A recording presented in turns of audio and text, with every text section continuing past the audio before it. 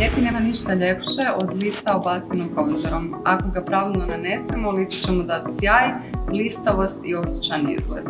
Kada pričamo o bronzeru, postoji više tekstura. Poznajemo kremaste, praškaste i tekuće.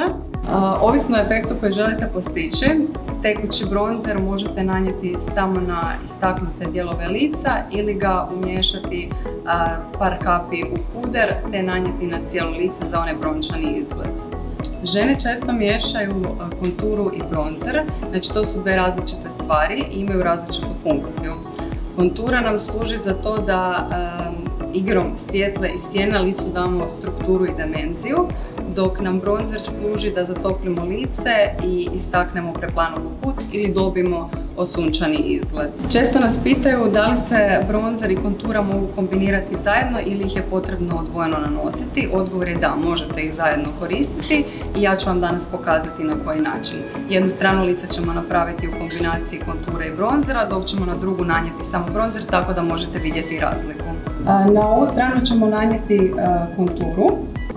Kontura se nanosi u dubine jagodičnih kostiju,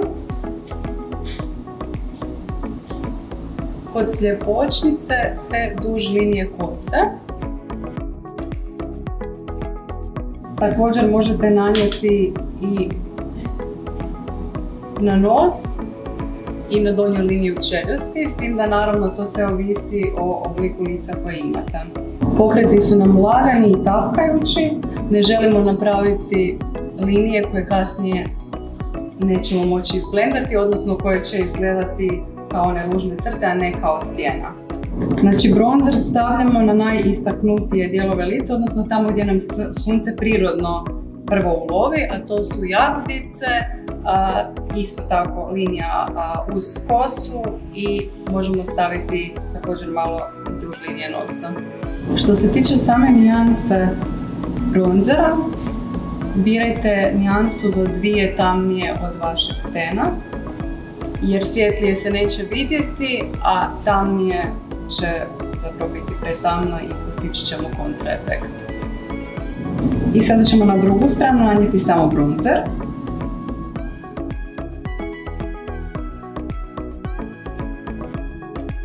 Kao idealna zamjena za sjenilo, ljeti možete koristiti bronzer, ono će dati oku toplinu i željenu dubinu.